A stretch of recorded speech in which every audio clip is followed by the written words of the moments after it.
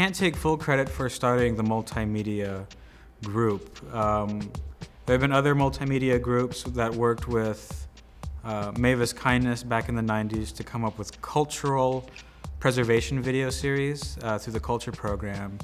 And it has since then evolved into a multimedia club offered through the library, the Yakama Nation library.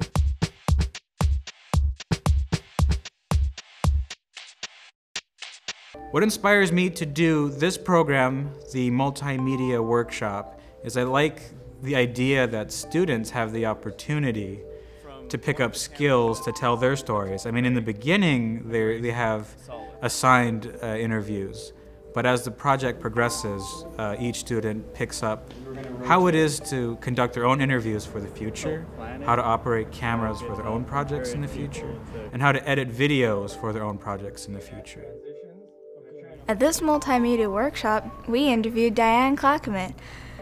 Storytelling is the oldest form of media. As a storyteller, she tells us about how she made an influence on the lives of children. What I learn and get the feedback from the children is, even though you tell the same story over and over, you can change it, you can modify it for them, you can add things to them, and they can receive it really fast because they're younger and they can comprehend what's being said. I can get children to listen to me, I can get them to laugh with me, I can really hold their attention for a long time.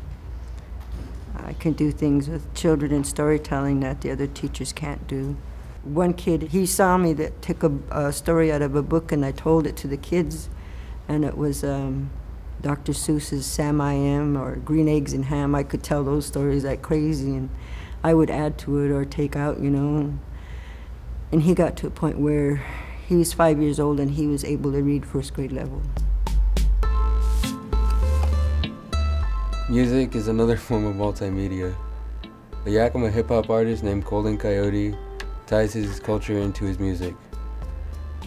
Music has the power to change people and their feelings, and Colin's example of this was his Happy song. My culture is connected through my music in a sense where I take all my teachings from my elders and all my teachers, and then I take the influence of actually Mother Nature and the spiritual teachings that I've learned over my time as a man, and I incorporate those into my music. Yeah, I have a Happy song. It's a song that I usually listen to when I'm when I'm by myself, and it has to do with growing up as a kid and never really listening to the teachings of my elders until it was kind of too late.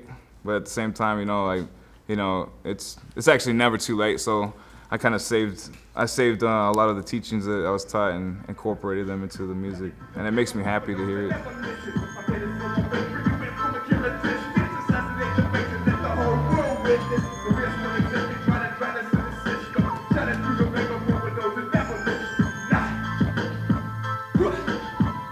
What if in 50 years all that left on the Yakama Nation was a dictionary? And if so, could that dictionary help us learn our language? Mavis kind of showed us recordings and how to preserve our Yakama language. When I taught my students that I asked, or didn't ask them, but I was trying to teach them and to understand that you have to kind of like learn how to use your vocal cords and all that. And the language, when you speak the language, it takes everything, almost everything in your vocal cords, your mouth and all that. Your nose is important. Your teeth is part of your language helper. A lot of students had problems making the sound, and because some of them are really, I call them heavy sounds that you have to make. And like auksau means stop now. And chaich is the word for all night. I've been trying to record it, and the work that I do, requires a lot of my attention and time. We have so many things that are kind of dying away, and these things can be brought back by people like you. And it might take some time to learn them, but we have to still, show that we are Indian, that we are, still speaking our language. We are students of the Yakama Nation. This is our call to action. Thanks to the guidance of our tribal leaders and elders, our goal will be achieved. But we need more here. Show you how easy this is. So you're not like, oh.